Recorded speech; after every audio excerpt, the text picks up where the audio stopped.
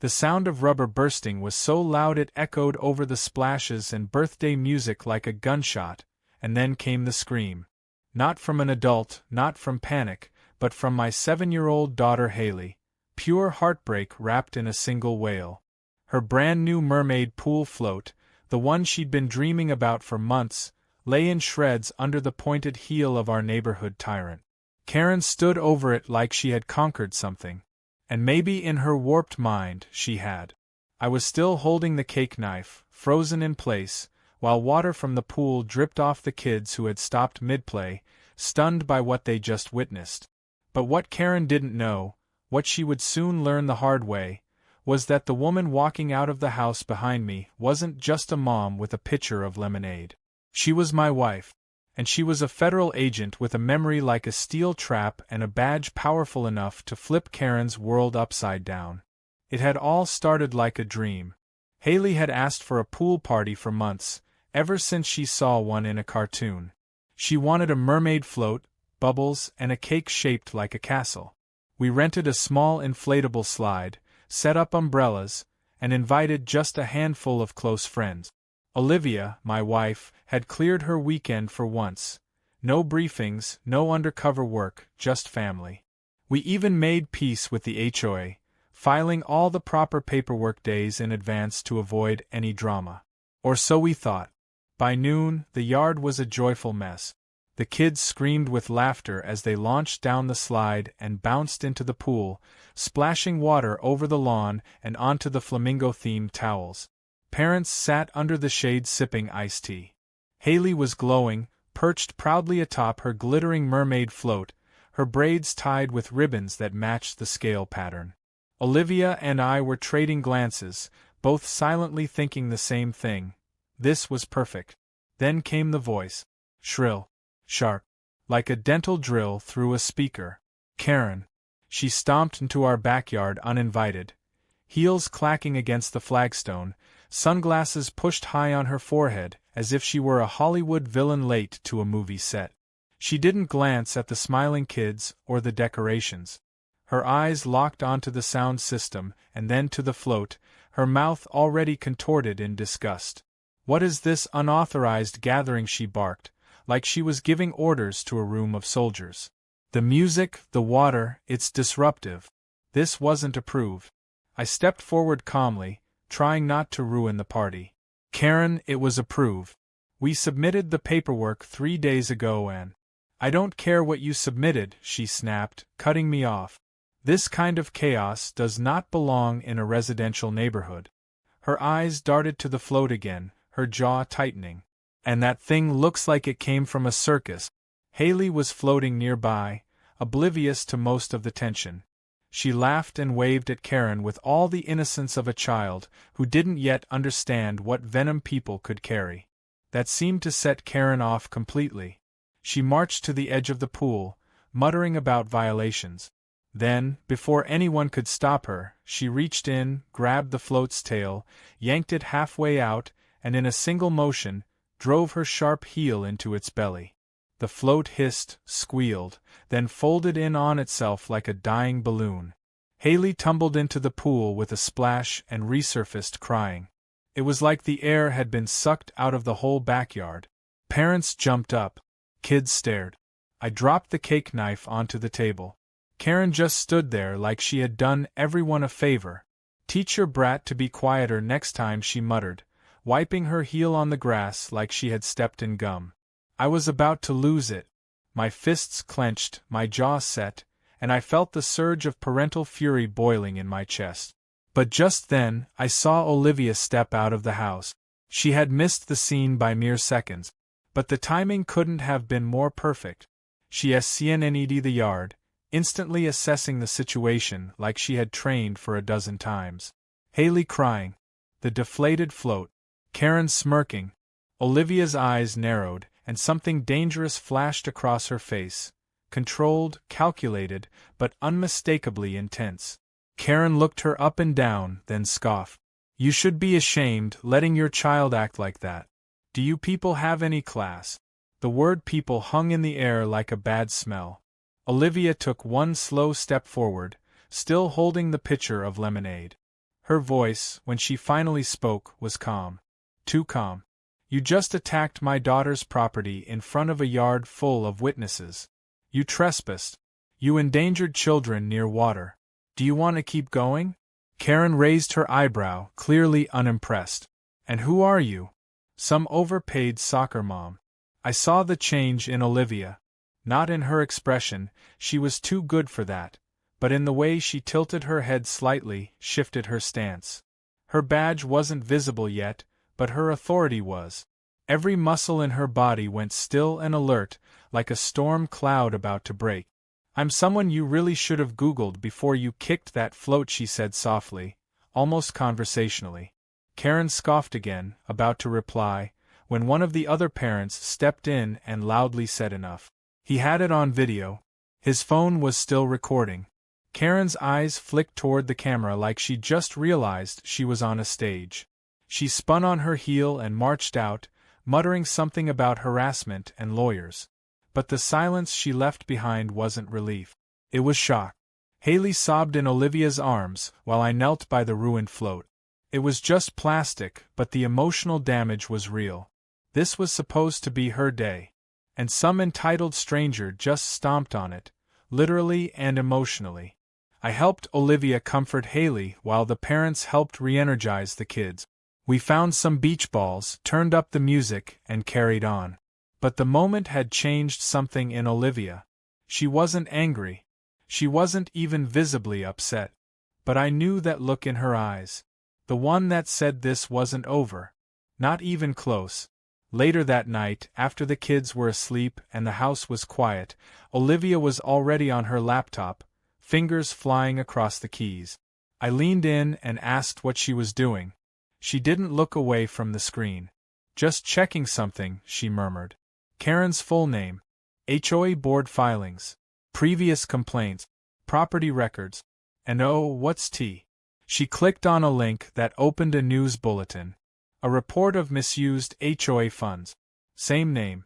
Same address. I blinked. You're not. She smiled without smiling. Let's just say if Karen thought she could stomp on our daughter's happiness without consequences, she chose the wrong family. And the wrong federal agent to mess with. And just like that, the mission had begun. By the next morning, the birthday debris was mostly cleared, but the sting from what Karen had done lingered in the air like the smell of chlorine and frosting.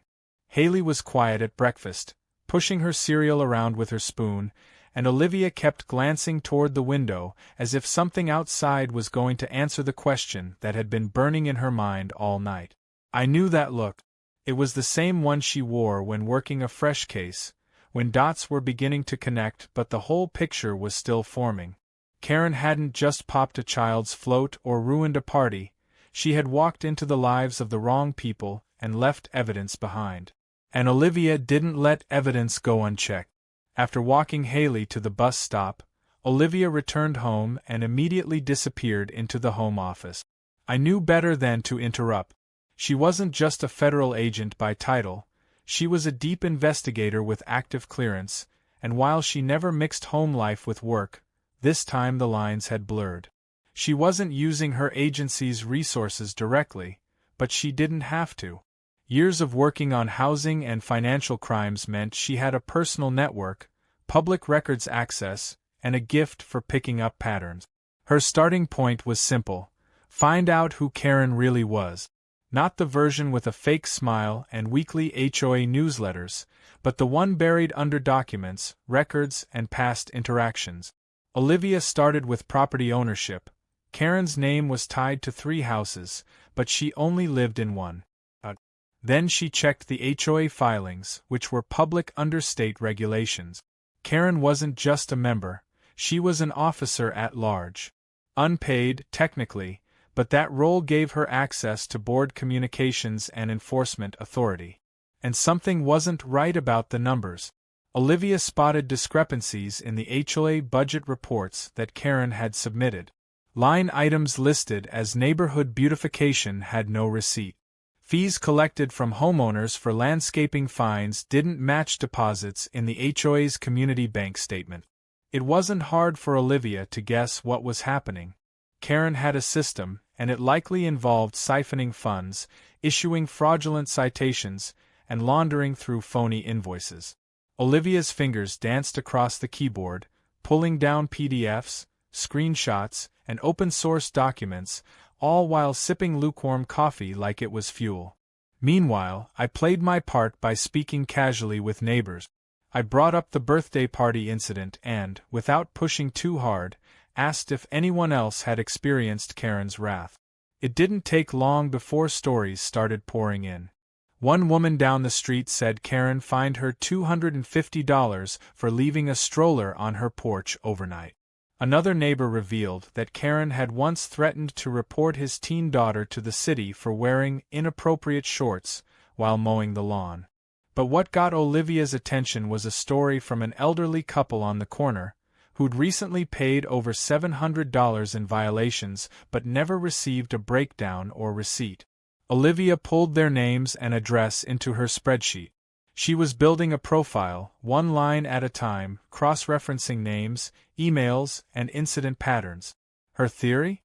Karen and someone else on the board, likely the HOA president, were using scare tactics to fine homeowners and pocket the cash. The operation was small enough to go unnoticed by state agencies, but enough to inflict real financial harm on families, especially the elderly or non-confrontational. Around midday, she showed me a blurry image from our home's security camera. It was Karen, from the previous week, digging through one of our outdoor garbage bins the morning after trash pickup. Olivia had gone back through the footage out of habit and caught her on camera lifting what looked like a piece of mail and a plastic folder from the trash. Karen was committing mail theft and possibly more. Olivia called in a favor to a friend in data analytics, asking for help running some names through court databases and lien record. That evening, the results came back. Karen's name had appeared in a civil suit 3 years ago for falsifying documents related to an HOA in a different city. That was the match Olivia needed.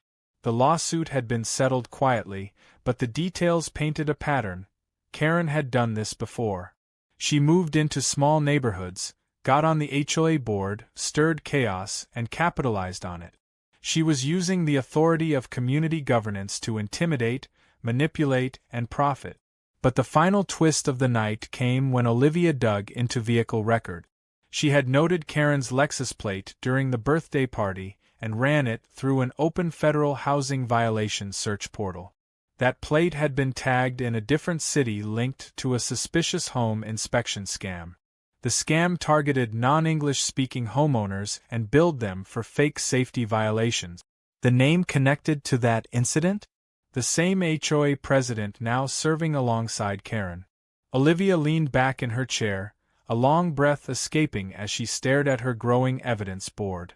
Karen wasn't just a neighborhood nuisance. She was the entry point to a local criminal operation masked as suburban order. Olivia knew she couldn't make arrests herself without jurisdiction, but she could gather enough to trigger a full investigation. And she would do it without tipping her hand too early. Her next move was subtle. She installed a high-resolution camera angled toward the community center mailbox and HOA bulletin board. Then she drafted a fake HOA letter requesting proof of all pending citations and a copy of the community financial records under public access laws. The letter, unsigned, was posted to the HOA Dropbox at midnight. Olivia's goal wasn't to get a response, it was to see who would panic. Within 48 hours, she had her answer. A car pulled up to the community mailbox just after 6 a.m., before daylight. It was Karen. She didn't open the mailbox to retrieve her own mail. Instead, she used a master key to open the HOA Dropbox, sifted through the contents, and then tore up 2 envelopes before driving off. One of them was the fake request letter Olivia had submitted. That was all the confirmation she needed. Karen had access to secure documents and was trying to suppress information. But Olivia's biggest move yet was still quiet. She contacted a legal analyst within her agency and asked if they had any open cases involving small-scale HOA financial fraud. To her surprise, they did, and they were short on ground-level evidence. Olivia didn't say Karen's name yet. She just asked what the agency would need to issue a preliminary review. The answer: 3 verified complaints, video evidence of procedural violations, and proof of financial misconduct. Olivia already had 2 of those. She only needed 1 more verified complaint. She drafted a letter to the elderly couple with the unpaid fine receipts, and offered to help them file a formal grievance with the city's Housing Review Board. They agreed, trusting her instantly once they realized she wasn't just another neighbor but someone who could actually take action. Olivia was careful to let the official channels move naturally. She didn't want to jeopardize the case by overstepping. Late that night, she joined me in the living room with a quiet sense of purpose. She wasn't excited. She wasn't angry. She was calm, composed, and razor-focused. She said 1 sentence before going to bed. The morning after Olivia filed the elderly couple's complaint, the neighborhood felt oddly quiet. It wasn't just the usual post-weekend lull, it was a strange stillness, like the air was waiting for something to crack. Karen's house, usually bustling with her loud voice barking into her phone or her manicured hands pointing at random blades of grass to call violations, remained suspiciously shut. No dog barking, no sprinkler complaints, no footsteps pacing across her driveway. Olivia noticed it too, but said nothing. She had learned that predators grow quiet when they sense someone stronger is circling them. And right now, Karen was circling in her own paranoia, unaware that her every move was becoming another line in a growing case file. 2 days passed with no visible retaliation, which was unlike Karen. She thrived on being in control, on intimidation, on being the loudest presence in any room. So Olivia decided it was time to stir the pot a little more. Early Wednesday morning, she dropped off another anonymous letter in the HOA box.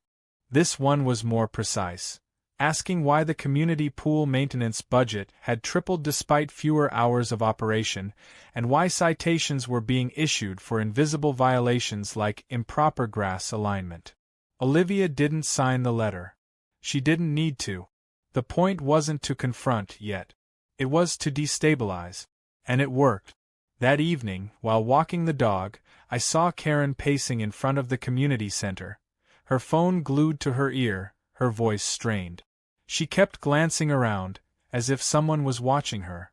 She had no idea that Olivia had already placed a compact surveillance camera across from the board bulletin, capturing everything in high definition.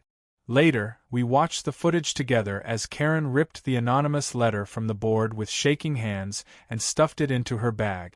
Then came a stroke of luck no one could have predicted. The next day, our neighbor Abby came to return some folding chairs we had lent her for Haley's party. She was in a hurry but paused long enough to mention something strange. Her baby monitor had been glitching, picking up audio from someone else's monitor feed. At first she thought it was interference, but then she heard Karen's name. That got Olivia's attention instantly. She gently asked if Abby still had the audio, and to both our shock, she had left the monitor recording for a few hours just to prove to her husband she wasn't imagining things. Olivia sat down and scrubbed through the file. It was mostly static and background chatter, until suddenly the voices sharpened. Karen and a man were talking. Not in the baby monitor's range, obviously, but somewhere close enough to bounce off signals. The male voice matched the HOA president's. Their conversation was fragmented, but clear enough to make Olivia freeze mid-sentence. Karen mentioned shredding files. The HOA president said something about using dummy contractors for maintenance budget.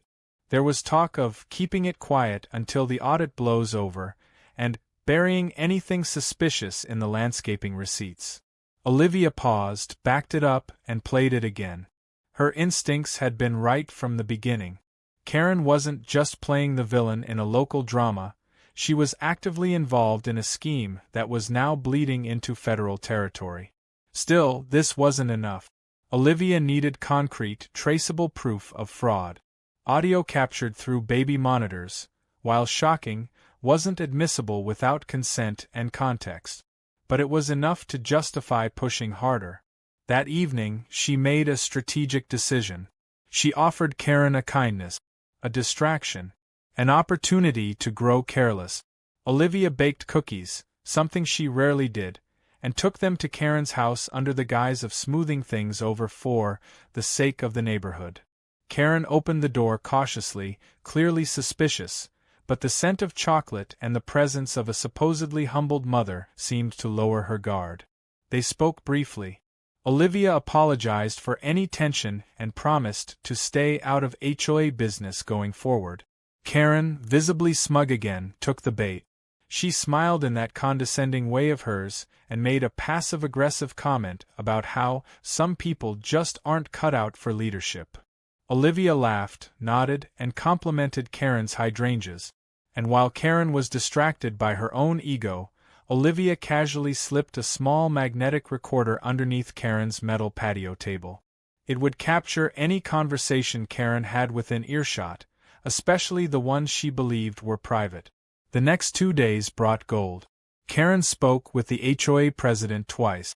The recorder picked up everything. Discussions about rewriting budget reports.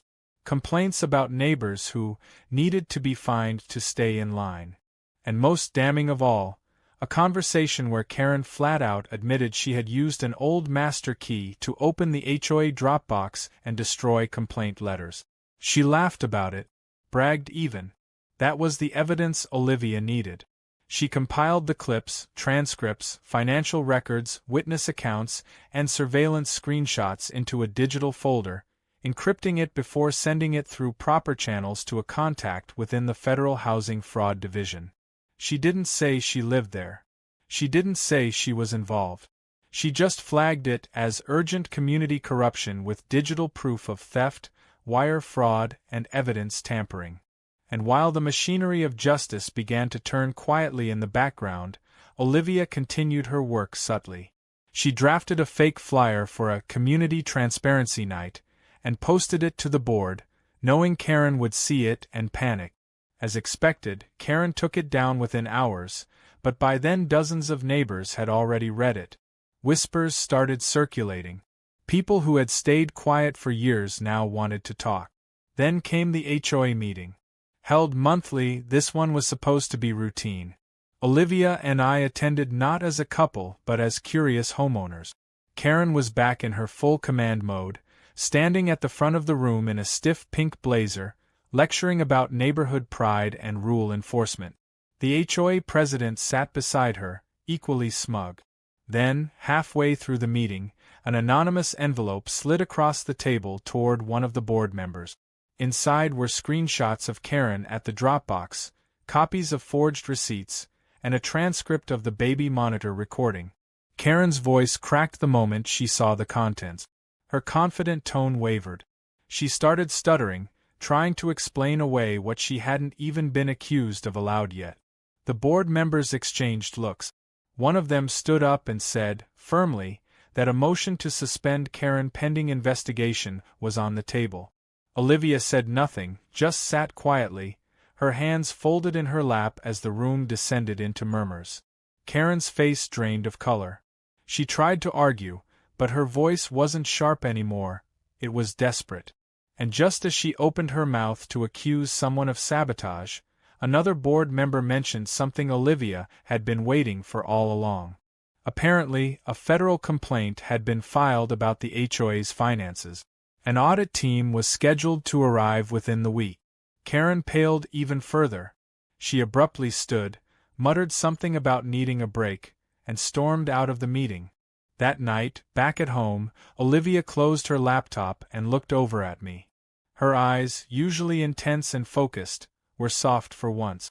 "They're going to find everything," she said. "We just have to wait." Karen's been walking on people. The sun was unusually bright the morning the audit team arrived, casting long shadows across the community center, as if the whole neighborhood was being forced into the light.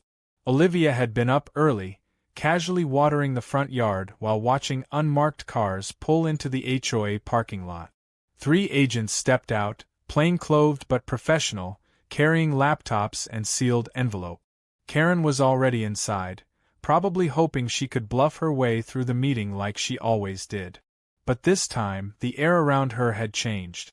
The fear was starting to leak through her perfectly rehearsed exterior. Word spread quickly. Neighbors whispered across hedges and porches. One couple walked their dog 3 times just to pass the community center again. No one had seen anything like it. Olivia kept her distance at first, knowing too much proximity could draw suspicion.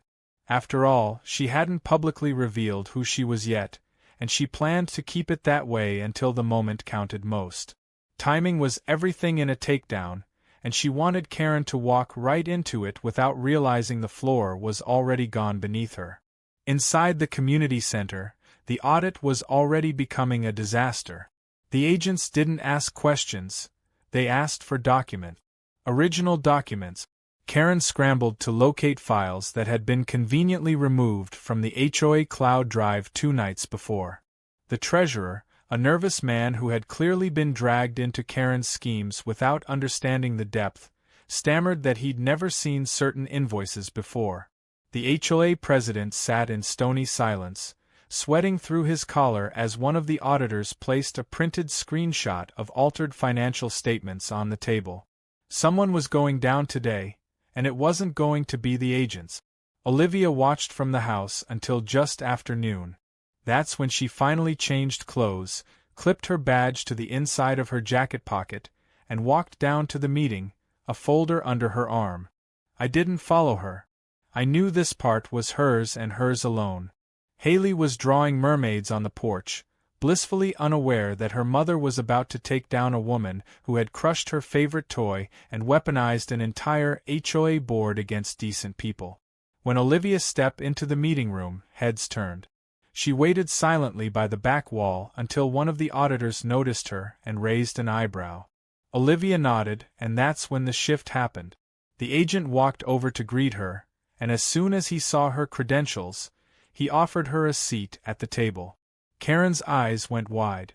Her lips parted slightly, like she was trying to place a face she couldn't quite remember, until Olivia laid the folder flat on the table and calmly said, "I believe I can provide clarity on several of your ongoing questions."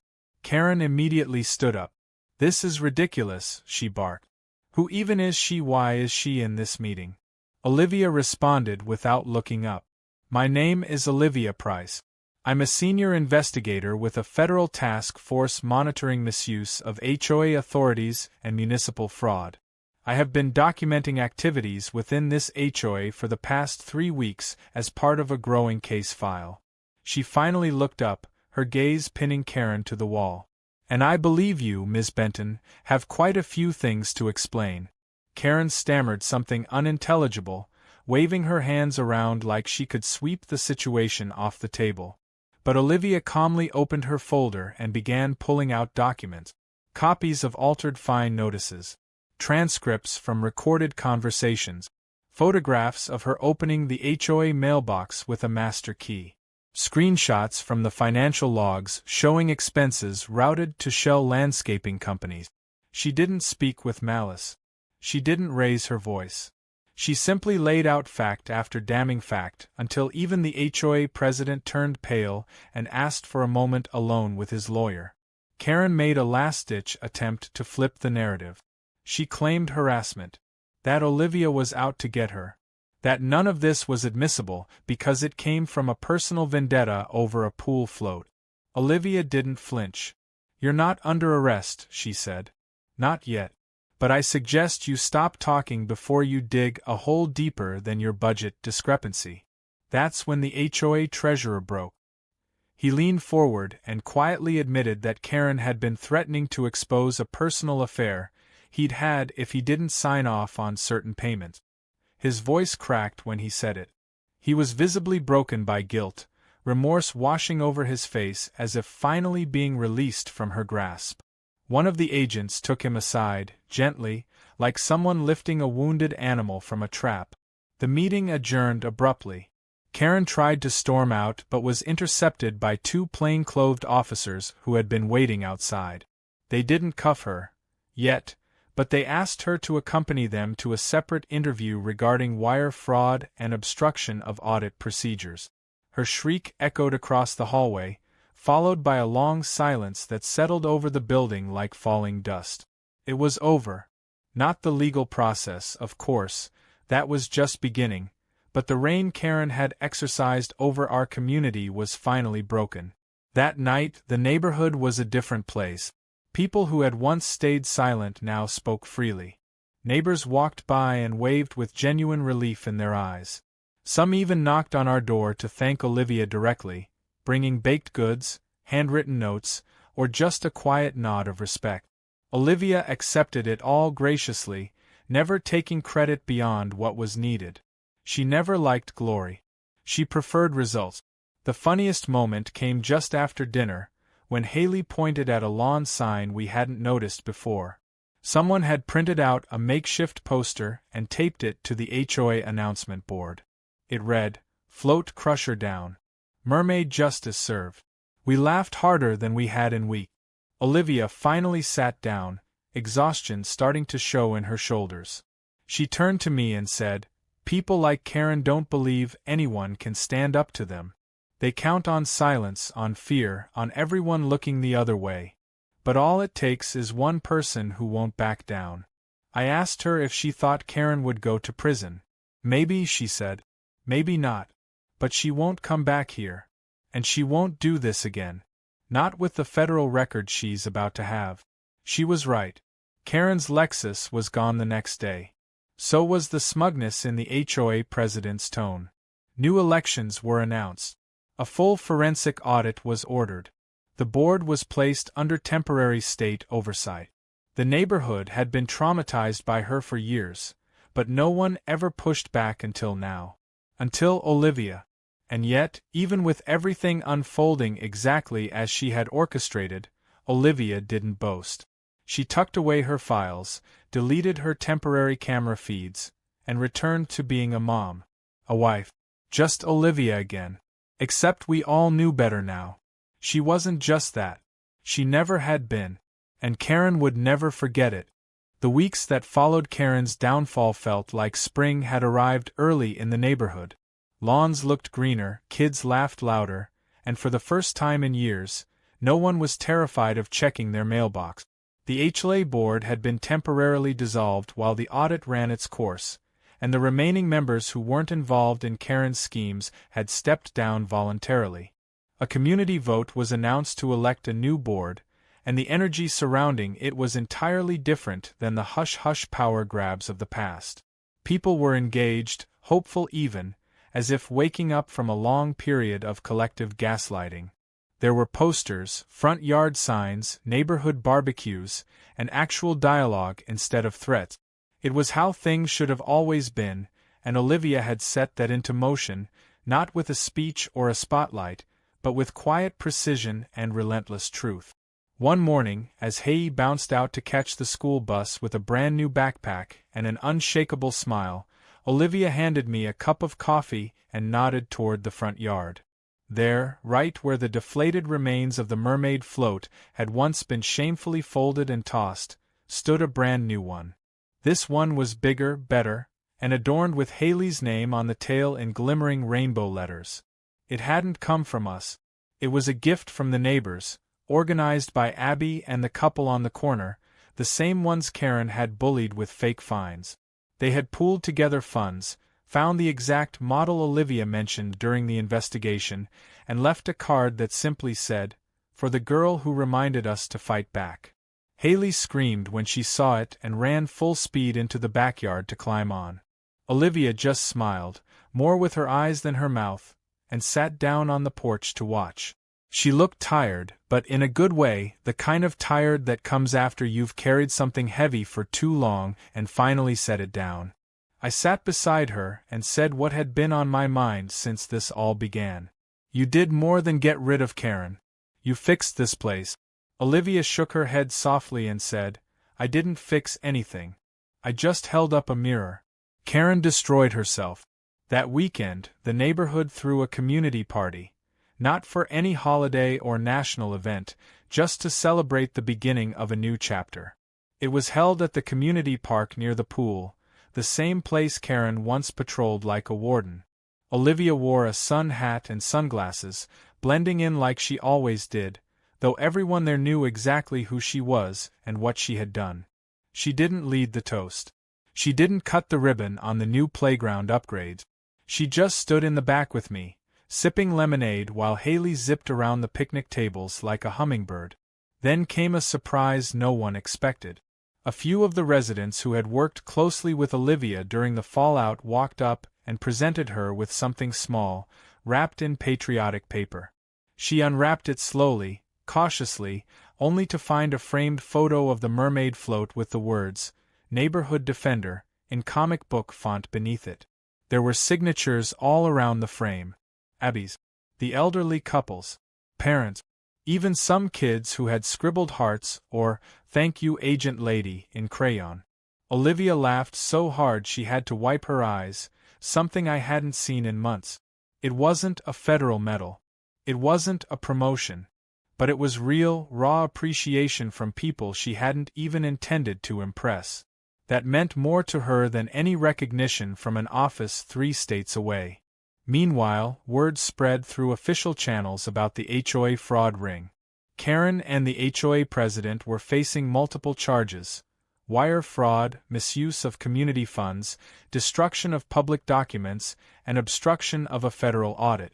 They had both lawyered up, of course, but the evidence was stacked so thick their legal teams could barely deny the inevitable.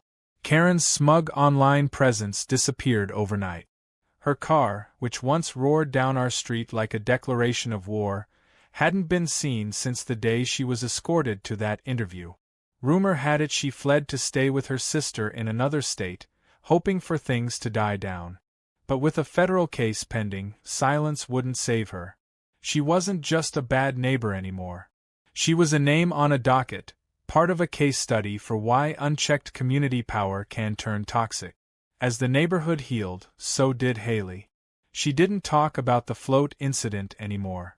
Not because she forgot it, but because she no longer needed to.